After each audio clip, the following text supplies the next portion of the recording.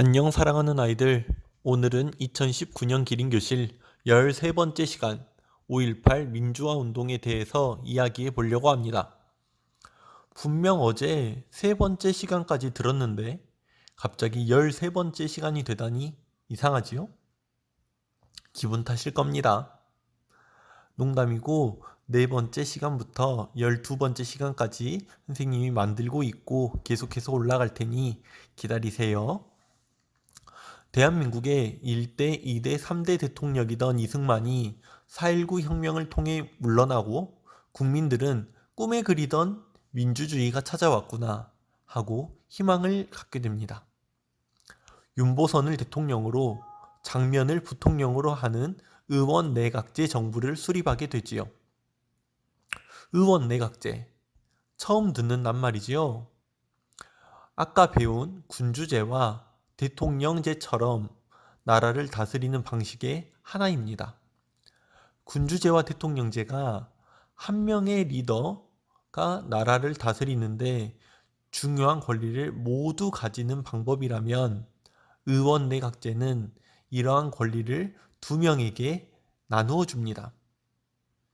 한 명은 나라를 대표하는 상징적 인물, 왕 또는 대통령이고 다른 한 명은 나라의 일을 맡아 실제적으로 처리하는 총리입니다. 의원 내각제는 전 세계에서 가장 많은 국가들이 선택하고 있는 정치 방법으로 영국이나 일본 등을 보면 국왕이 있지만 실제로 정치를 하는 사람은 총리인 것을 볼 수 있습니다. 자, 설명이 좀 길었지요? 다시 윤보선 정부로 돌아오겠습니다. 윤보선 정부가 들어선 지 채 1년도 되지 않아 대한민국의 민주주의에 다시 그늘이 지기 시작합니다.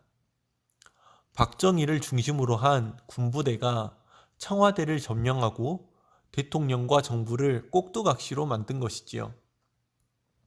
결국 윤보선 정부는 2년을 버티지 못하고 박정희에게 정권을 넘겨주게 됩니다. 그리고 박정희는 5대, 6대, 7대, 8대, 9대 대통령을 연임하는데요. 이 중 8대 9대 대통령 선거의 득표율은 무려 100%입니다. 조작이 아니고는 나올 수가 없는 수치이지요. 이러한 독재 정부에 분노한 시민들은 또다시 거리로 나오기 시작했고, 그러던 어느 날 박정희는 최측근이던 김재규에게 저녁 식사 자리에서 총살당하게 됩니다. 대한민국은 다시 민주주의에 대한 희망으로 불타오릅니다.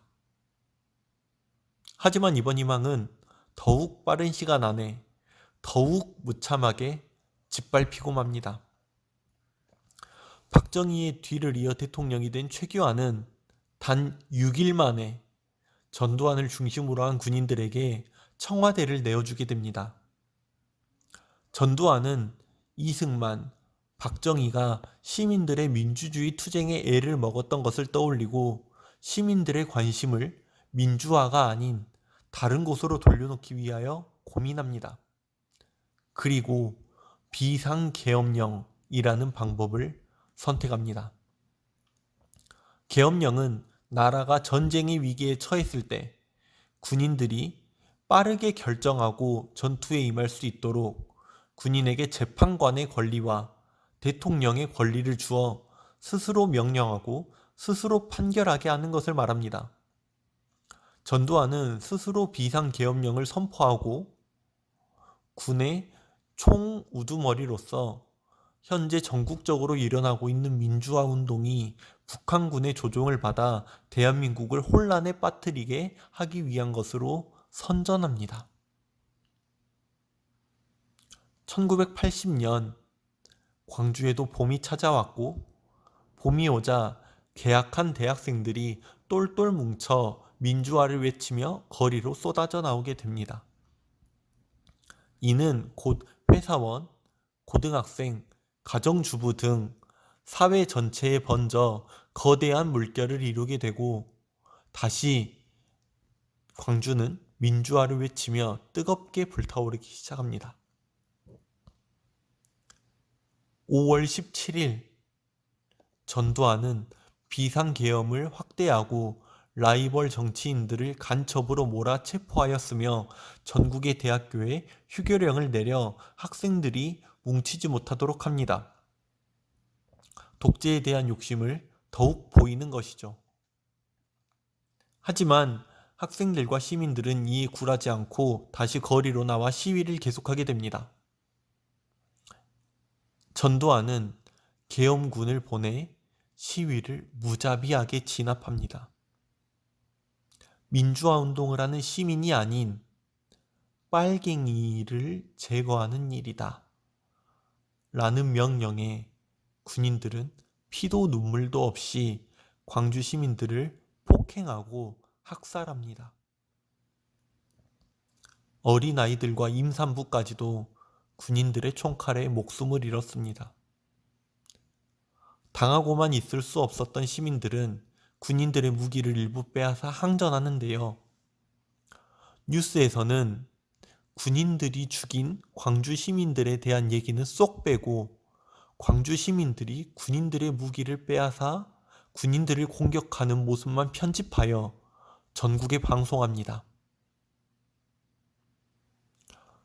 다른 지역의 사람들은 광주에서 진짜로 북한군의 조종을 받은 빨갱이 세력이 반란을 일으킨 것으로 생각합니다. 광주는 들어갈 수도 없고 나갈 수도 없고 전화를 할 수도 받을 수도 없는 지역이 되어버립니다.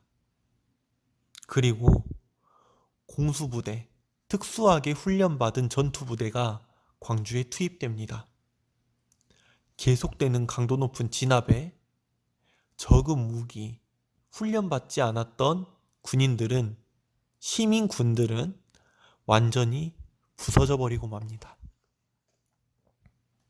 그 후에도 유가족들의 끊임없는 노력과 대학가를 중심으로 한 시위, 5.18 부상자, 수감자들의 시위가 계속되었지만 시간이 아주 많이 흐른 뒤에서야 광주는 빨갱이 도시가 아닌 민주화 도시로서 명예를 회복할 수 있었습니다.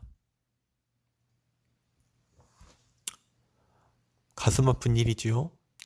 오늘은 5월 광주에서 일어났던 5.18 민주화 운동에 대해서 공부해 보았습니다. 오늘의 문제입니다.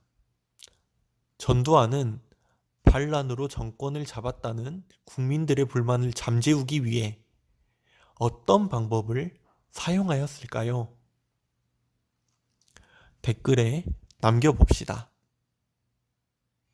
오늘 어려운 낱말도 많고 처음 듣는 내용들도 많아서 어려웠을 텐데 한번 돌려보고 어려우면 멈춰서 정리도 해보고 그러면서 들으면 좋겠습니다.